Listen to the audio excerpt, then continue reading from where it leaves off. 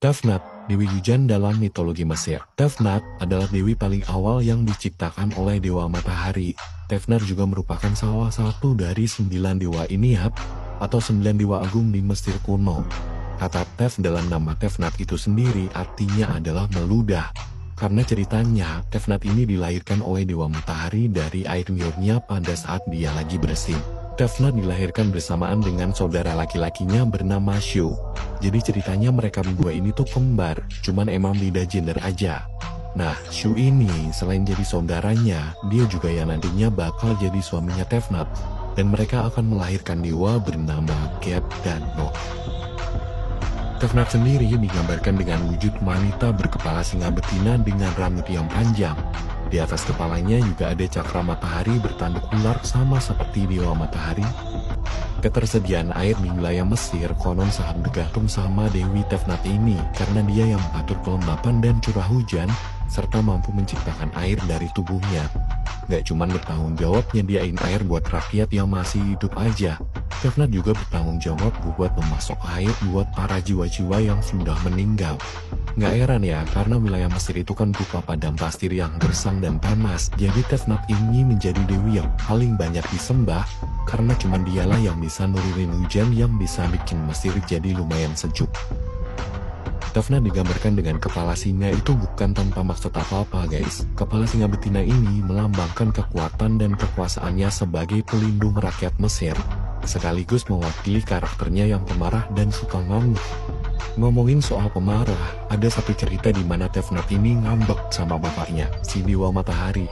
Karena kan sejak dilahirkan, yang bantuin Dewa Matahari mengurus alam semesta ini tuh Tefnut. Tefnut yang bertugas untuk selalu waspada kalau ada musuh yang mencoba menyerang Ra. Istilahnya, Tefnut bertindak sebagai matanya Dewa Ra untuk membantu mengawasi alam semesta. Tapi pada suatu hari, Dewa Matahari menggeser posisi Tefnut. Dia digantikan oleh Dewi Bastet karena Bastet udah ngelakuin sebuah tindakan yang heroik. Jadi untuk mengapresiasinya, Ra menempatkan Bastet di posisi Tefnut. Nah, di sini Tefnut tuh nggak terima.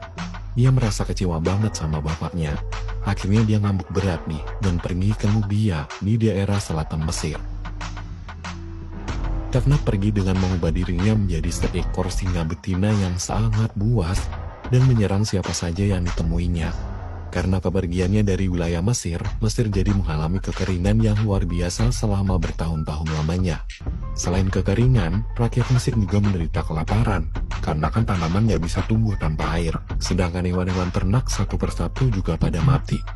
Karena penderitaan berkepanjangan yang diderita rakyat Mesir, Ra jadi semakin sedikit menerima doa dan persembahan dari rakyatnya. Akhirnya Ra mencari cara untuk membuat Tefnut mau kembali ke Mesir. Ra memerintahkan Shu, saudara kembarnya tadi, dan Tot, jiwa pengetahuan untuk membujuk Tefnut biar kembali pulang. Segala cara udah dilakukan Shu, tapi dia nggak bisa membujuk Tefnut yang keras kepala. Dia udah terlanjur marah buat kembali pulang ke bapaknya. Akhirnya Dewata turun tangan. Dia menunjukkan kepada Tefnut bagaimana memprihatinkannya keadaan Mesir tanpa dirinya. Dengan tenang, Tot juga menyanjung Tefnut dan berhasil membuat Tefnut untuk mau kembali ke Mesir. Ketika Tefnut kembali ke Mesir, seketika hujan langsung turun ke tanah yang nyebabin perairan Sungai Nil kembali deras. Musnahlah sudah kekeringan Mesir dan semua rakyatnya terselamatkan. Sekembalinya Tefnut, Ra baru menyadari kalau posisi Tefnut adalah posisi yang sangat penting bagi kehidupan dan tidak bisa tergantikan. Jadi Ra memutuskan buat mengembalikan posisi Tefnut secara permanen sebagai bagian dari Ta atau mata Dewa Ra.